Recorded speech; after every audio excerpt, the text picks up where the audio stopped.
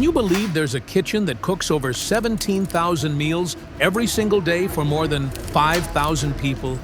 Look at this, copper. Enough food to cook for about 5,000 people. While sailing in the middle of the ocean, this kitchen doesn't belong on a cruise ship or luxury resort. It sits aboard the U.S. Navy's most advanced aircraft carrier. Here, every plate matters, and every calorie is counted. Let's explore the work of these overlooked chefs who don't carry guns, but still keep the ship mission-ready by serving thousands of hot, carefully prepared meals every single day. Feeding a floating city. Feeding thousands of people on a U.S. Navy aircraft carrier is like running a massive restaurant that never closes. Except this restaurant is moving through the ocean, and there is no grocery store to run to if something runs out. The Navy has 11 nuclear-powered supercarriers. 10 of them are Nimitz-class ships, and the other is the USS Gerald R. Ford. When the air wing is aboard, more than 5,000 people live and work on a single ship. Every single day, the galley serves between 17,000 and 18,000 meals without fail. On the USS Harry S. Truman, during combat operations, for example, 114 culinary specialists turned out about 17,300 meals per day. That means each cook prepared roughly 150 meals every day, not counting the time spent cleaning, restocking, and setting up serving lines. There is no slow time. The ship operates 24 hours a day, so the meal schedule is tightly controlled. Breakfast is usually served between 6 and 7:30 in the morning, lunch from 11 to 1, dinner between 4:30 and 6:30 in the evening, and midrats, short for midnight rations, are served to night crews around midnight. This system has been part of the Navy for more than 100 years because sailors working overnight still need hot meals to stay alert. Good food, served on time, can make a long day on a moving, sometimes rough sea much more bearable. To keep things interesting, the menu usually runs on a 21-day cycle, with special themed nights like Taco Tuesday, Mongolian Grill Night, or birthday dinners with prime rib or lobster. The Navy also pays close attention to nutrition. Galleys follow Department of Defense nutrition standards and use the Go for Green program. This is a color-coded system at the serving line. Green labels mark the healthiest choices. Yellow means eat sometimes, and red means eat less often. It is used both on ships and on bases, so sailors instantly know what each color means. It is not just about feeding people, it is about keeping them fit and mission-ready. The scale of food used is enormous. In just one day, a carrier might go through more than 1,600 pounds of chicken, about 350 pounds of lettuce, 30 cases of cereal, and 160 gallons of milk.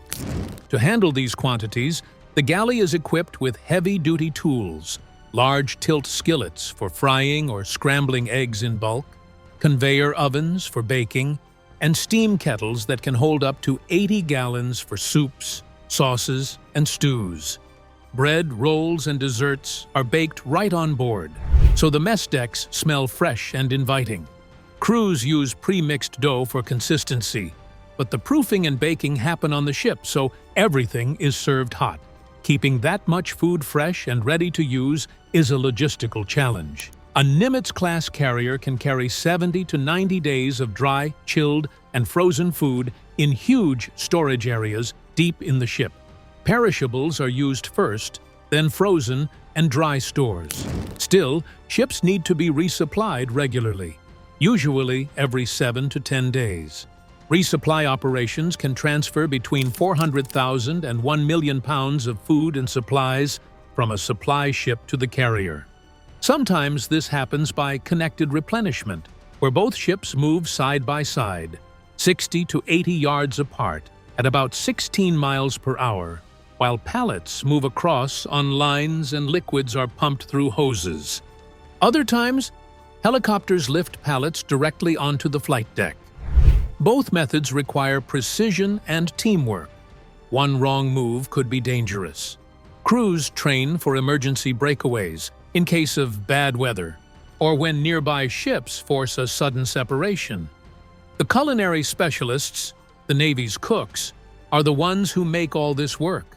They train at A School in Fort Gregg Adams, Virginia, learning high-speed cooking, sanitation, and time management alongside cooks from other military branches. By the time they step onto a carrier, they already know how to work under pressure. The equipment is larger, the timing is stricter, and the stakes are higher at sea. But the training prepares them for it. If something goes wrong, a kettle burns a batch of food or an oven stops working, the team quickly switches to backup equipment or a secondary serving line so no one misses a meal. Navy food service rules and the Tri-Service Food Code set strict requirements for cooking temperatures, cleanliness, pest control, and safety. And every sailor in the galley is trained to follow them. Even trash is handled carefully. Food waste is processed under international rules, plastics are compacted and stored until they can be offloaded in port, and pulpers and shredders reduce waste volume. Plastics are never thrown overboard, and any food waste that can be released into the ocean is only discharged at the correct distance from shore. Special occasions are marked with extra effort, even far from land. On Thanksgiving and Christmas, mess decks are decorated, and senior officers often serve food to the crew. Birthday dinners may have tablecloths, better serviceware, and special main dishes. These touches boost morale and make life at sea a little more like home. On regular days, enlisted sailors eat in the mess decks, officers eat in the wardroom, and chiefs have their own mess. Lines are kept moving quickly because the ship's schedule is constant, launching aircraft, standing watch, or doing maintenance. For night crews, midrats offer hot meals, sometimes using leftovers in creative ways. This tradition goes back to the early 1900s and remains an important part of ship life. The galley's tempo matches the ship's mission. In 2025, the USS Carl Vinson spent months in the U.S. Central Command area supporting Red Sea security before heading home, while the USS Gerald R. Ford worked with the U.S. Sixth Fleet in Europe and stopped in Marseille in August. No matter where they are, the galley keeps feeding thousands of sailors through long days and nights without fail. Everything eaten at sea is the result of training, teamwork, and discipline, developed long before the sailors ever step aboard. The operation is a blend of skill, organization, and sheer endurance, because on a U.S. Navy aircraft carrier, the mission does not stop and neither does the food. If you think feeding 5,000 sailors is intense, wait until you see how they do it at the academies. Feeding the academies.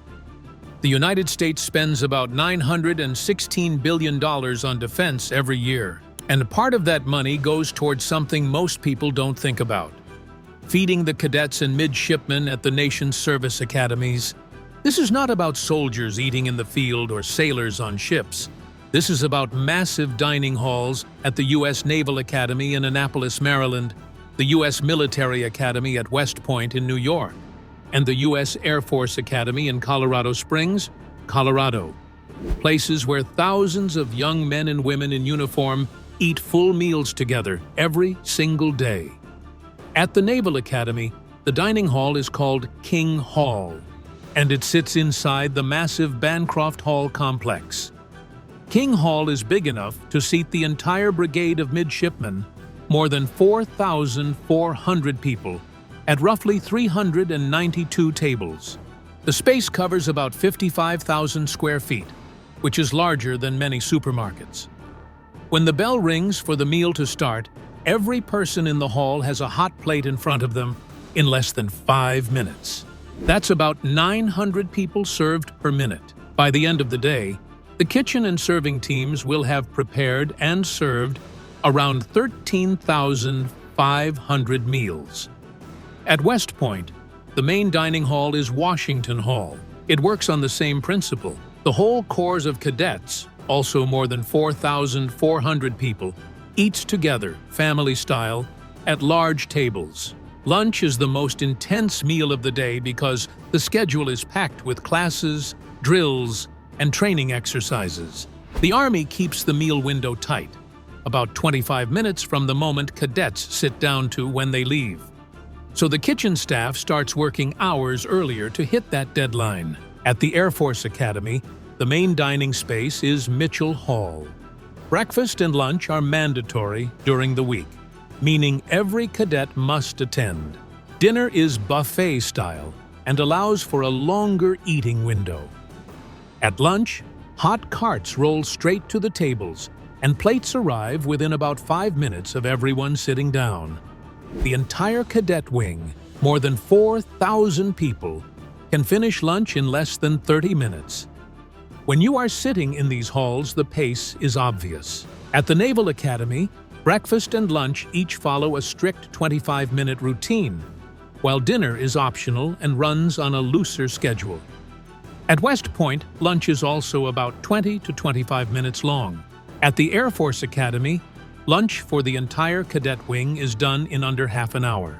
That speed doesn't happen by accident. Everything is staged ahead of time, so there are no delays. The secret to this speed is the serving style. During mandatory meals, these halls do not use cafeteria lines. Instead, they use a family-style system. Cold items and condiments are already placed on the tables before anyone arrives. When the signal is given, hot carts roll to assigned sections, and pans of food are placed directly on the tables. At the Naval Academy, there are about 30 mobile carts that keep food above 140 degrees until it's time to serve. West Point uses a similar method, with food staged in warmers and then brought to the tables right as the meal begins. The Air Force Academy's carts deliver hot plates within minutes, so the room can be served and cleared quickly. The menus are built for both energy and morale. At Annapolis, one of the most popular traditions is Buff Chick Friday, buffalo chicken sandwiches served to the entire brigade. Other favorites include burgers, tacos, burritos, mac and cheese, and plenty of peanut butter.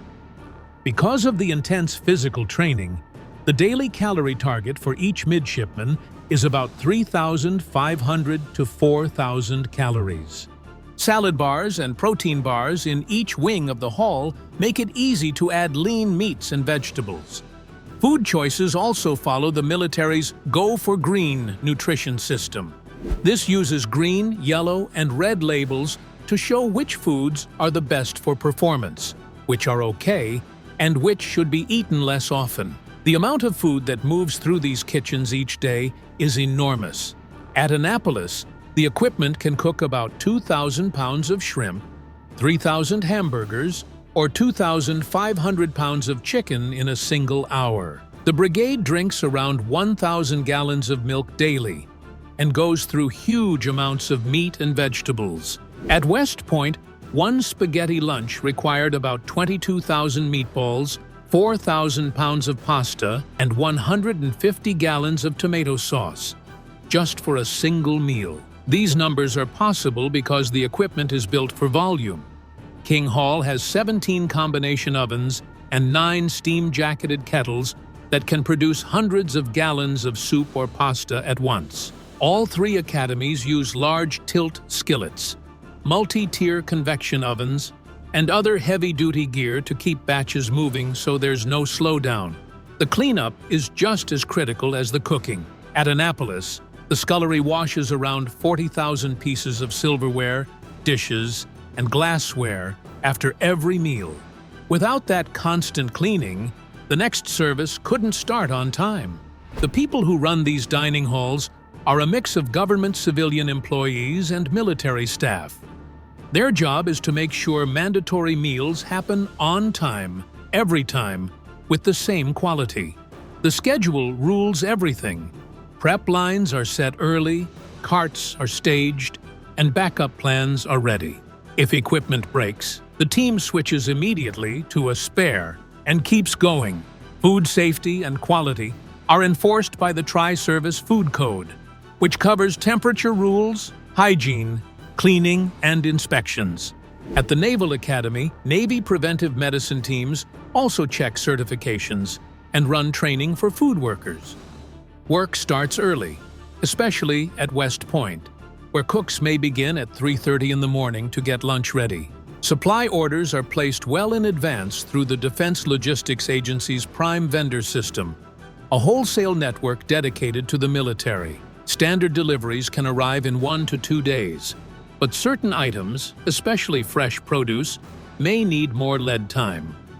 Tradition plays a huge role in these meals. At Annapolis, the noon meal formation outside Bancroft Hall gathers the brigade before they march into King Hall. Inside, a brass bell rings, and everyone sits down together. At West Point, the food is portioned and staged below Washington Hall, then carried up to the tables right as the doors open, so the entire Corps eats together in a disciplined, coordinated way. Food safety rules are strict. Workers complete required training and keep certifications up to date. Navy preventive medicine teams inspect regularly, and many staff members complete Serve Safe courses to reinforce safe food handling. When thousands of people are eating at the same time, even a small mistake can have serious consequences. The whole system runs on planning and rhythm. Orders flow through the Defense Logistics Agency, so supplies arrive on time. Before anyone sits down, cold items and condiments are already on the tables. Hot carts are staged in position. The signal is given, seats fill, food is served. Everyone eats, the tables are cleared, and the room is reset. This routine happens twice a day for mandatory meals, with dinner on a more flexible schedule. In all 3 academies, the mission is the same: feed more than 4,000 people quickly, safely, and well. Now take away the building, the steady power, and the unlimited water. That's when you step into the reality of field cooking. Feeding soldiers in the field. It's 4:30 in the morning, and in the middle of nowhere, a small crew is already in full swing. They've been awake for hours, firing up burners, cracking eggs, and loading steaming food into insulated boxes. In less than an hour, hundreds of hungry soldiers will be lined up. Breakfast has to be hot, safe, and ready the second it's needed. This is field feeding during big training exercises. It might look simple, but it's one of the toughest jobs out here. Feeding soldiers in the field is nothing like feeding them on base. There are no giant kitchens, no steady power, and no endless supply of clean water. Refrigerators are rare, and the ground can be dusty, muddy, or frozen solid. Units are constantly on the move, so the kitchen has to move with them. The Army has one main rule: give troops 3 good meals a day, no matter what. That can mean 2 hot meals and 1 cold meal during a packed training day, or all 3 hot if the kitchen and the schedule allow it. But the standard stays the same: 3 quality meals every 24 hours. One of the main tools for this job is the Containerized Kitchen, or CK. It's a 20-foot shipping container that unfolds into a complete kitchen. It rides on a trailer, gets towed by a truck, and can be up and running fast. A CK can feed about 800 soldiers 3 hot meals a day if it's run right. Inside are 6 diesel burners called modern burner units, 2 refrigerators, and an air control system to keep things running smoothly. It's basically a restaurant on wheels, with ovens, kettles, and a serving line that can set up anywhere the unit goes. There's also the mobile kitchen trailer, or MKT. It's older and simpler than the CK and usually feeds about 250 people per meal with heat and serve trays. When more people need to be fed, units might run several MKTs at once or pair them with a CK. The point is to mix and match the right equipment to fit the crowd and the clock. Sometimes there's no kitchen and no cooks on site, but soldiers still need a hot meal. That's where the UGRE, or Unitized Group Ration Express, comes in. It's a self-heating meal kit that feeds 18 people. You pull a tab, it heats itself, no stove or burner needed, and in about 30 to 45 minutes you have a hot meal ready to serve. It's not fancy, but it's hot, safe, and fast. And it works when there's no time or space for a full kitchen. For field cooks, the day starts long before sunrise. In many cases, the first shift is already working by 2 or 3 in the morning, so breakfast is ready by 6. Burners are lit, massive pots are boiling, and insulated containers are filled, so the first soldier in line gets hot eggs, meat, starch, fruit, and coffee. The work often goes late into the night, and then starts all over again the next morning. The heat inside a field kitchen can be brutal. In summer, the temperature in a tent or trailer can climb into the triple digits even before you add 6 diesel burners and steam kettles. Crews drink water constantly and rotate jobs to stay sharp. The modern burner unit is the main heat source.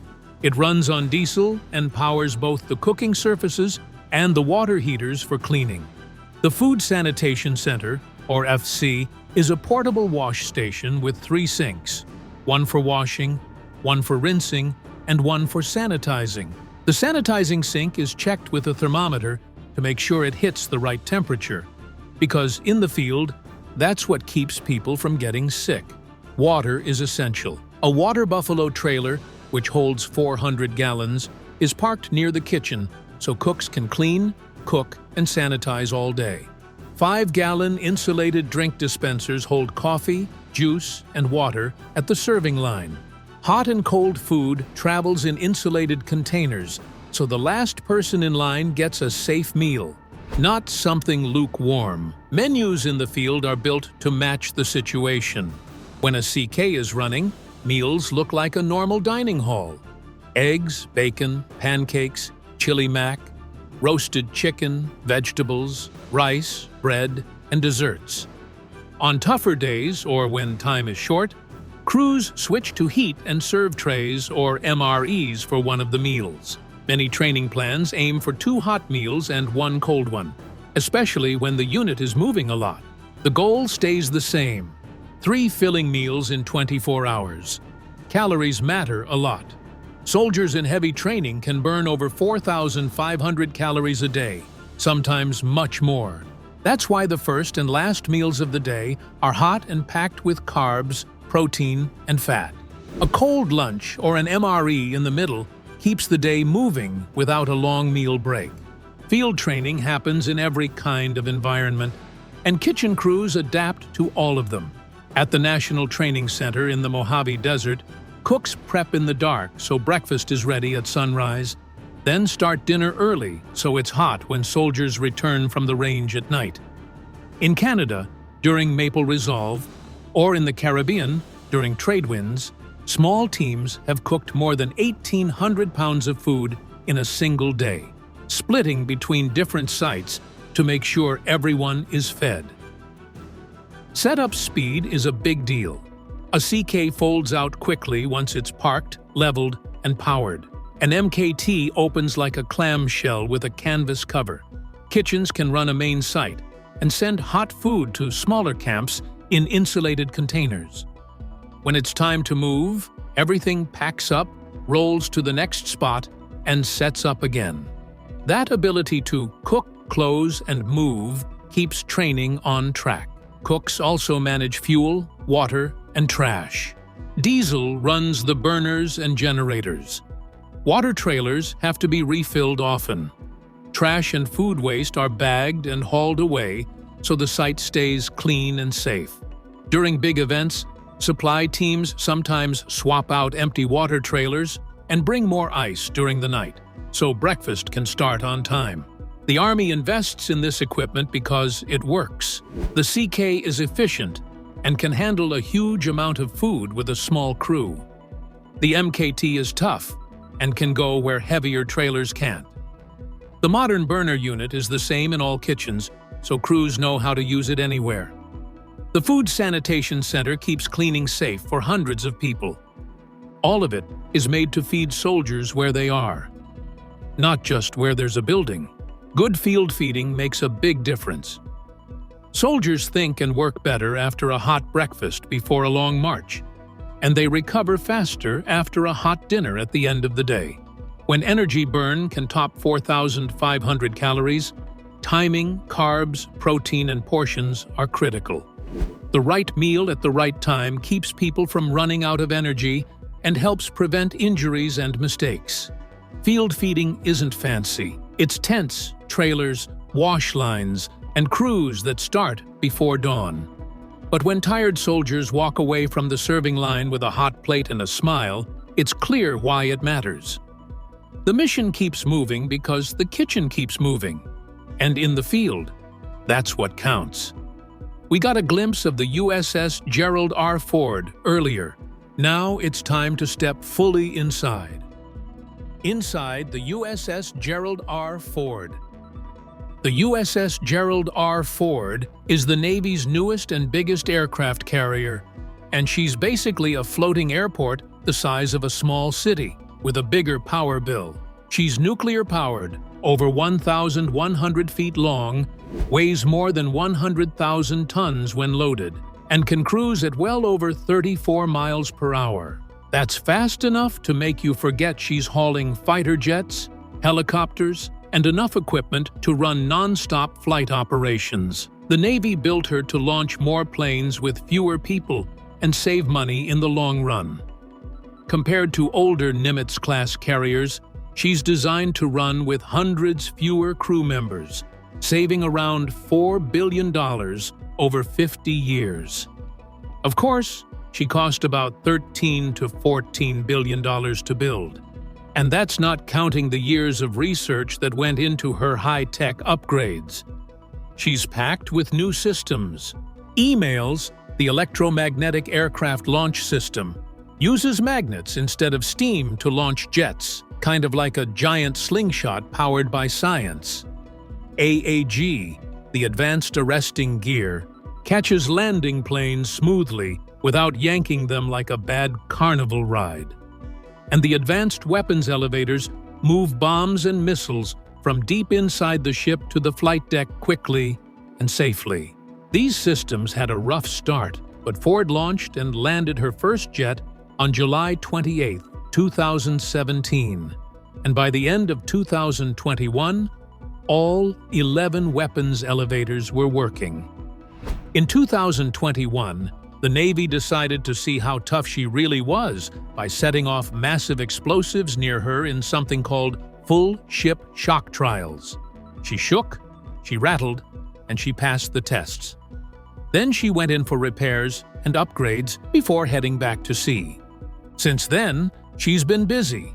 2 months in the Atlantic in late 2022, an 8-month deployment in 2023 that included the Mediterranean.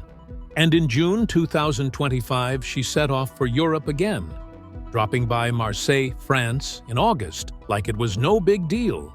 Ford runs on 2 A1B nuclear reactors that make way more electricity than the older carrier's reactors. That extra juice means she can power future systems like high-tech radars or even lasers. Her layout is built for speed. The island, or control tower, is farther back and closer to the side, giving more room on the flight deck. She has 3 aircraft elevators instead of 4, which sounds like a downgrade, until you realize it actually frees up more space to move planes around. She's the only carrier with the Navy's dual-band radar, which uses 2 radar frequencies in one system. The next ships will switch to a newer Enterprise air surveillance radar, but Ford gets bragging rights for being first.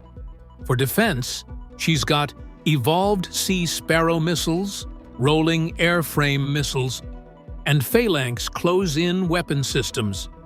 And yes, she's tested and fired them. Being a floating city means she needs more than just jet fuel and missiles. She can make about 500,000 gallons of fresh water a day, 100,000 more than the older carriers. She's got industrial-strength air conditioning to keep people and electronics from overheating, and a plasma arc waste system that turns trash into sterile slag. It's high-tech garbage disposal on steroids. Stores, elevators, and smart layouts move food, parts, and mail quickly to where they're needed.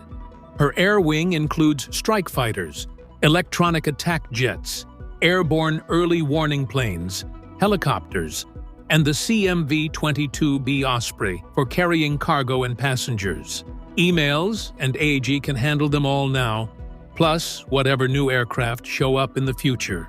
She's designed to run about 160 sorties a day, with the option to push that number even higher for short bursts, better than the older carriers could manage. When you put it all together, the USS Gerald R. Ford is built to launch more planes, make more power, and make life a little easier for her crew for the next 50 years. The start wasn't perfect, but she's now out there training with allies, showing off, and getting better every time she sails. In short, she's big, she's fast, she's expensive, and she's ready to work. Thanks for watching. See you in our next video.